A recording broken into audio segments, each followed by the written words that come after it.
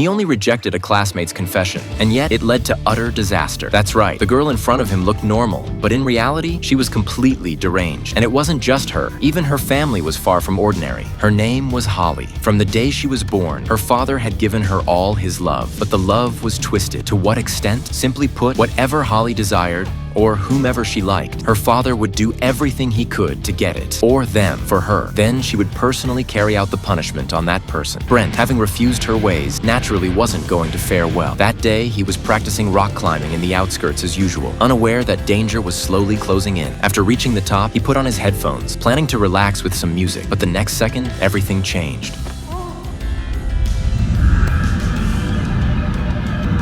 From the skillfulness of Holly's father, it was clear this wasn't his first crime. Seeing the person he loved standing before him, Holly had even changed into a sexy long dress. When Brent opened his eyes, he was instantly shocked. Besides him and Holly's parents, there was an old woman sitting nearby. She had a scar on her forehead and looked haggard and worn down. From their conversation, Brent could roughly guess that the old woman was Holly's biological mother. Years ago, she had accidentally discovered the father and daughter's twisted behavior and planned to contact the police. But before she could even get through, Holly caught her on the spot and tormented her for 15 long years. That was why she now resembled a walking zombie. Next came the climax of the night. To prevent Brent from screaming and to keep him around forever, Holly wasted no time. She drew up a full syringe of a silencing agent and injected it all into him. Afterward, she didn't forget to sit on his lap while her father took photos for posterity.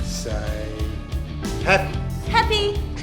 Indeed, there wasn't a single normal person in the family. Witnessing the father and daughter's depravity, Brent's heart pounded in fear. He knew that if he didn't escape soon, even if he survived, he would likely end up like the old woman. For survival, Brent had no choice but to temporarily set aside his pride. He obeyed Holly's words, biding his time until she fully relaxed. Then, he kicked her away, taking advantage of the chaos to break free from his restraints and jump toward the front door. Before Holly's father could catch him, Brent hid under a car and cut the ropes binding him. Originally, Brent could have stayed hidden and escaped completely, but to avoid the car, he ultimately exposed himself to the old man's view. Fortunately, he was quick-eyed and fast-handed, climbing a nearby tree just a second before the car reached him. But there was no time to celebrate. Two deranged people still stood beneath him. Brent naively thought that if he waited until dawn, someone might notice him. But obviously, the father and daughter weren't going to give him that chance. They picked up stone discs from the ground and continuously hurled them at him. The tree offered very little cover, and Brent couldn't conceal himself. Soon, Holly, the deranged girl, struck him, and his head hit the ground.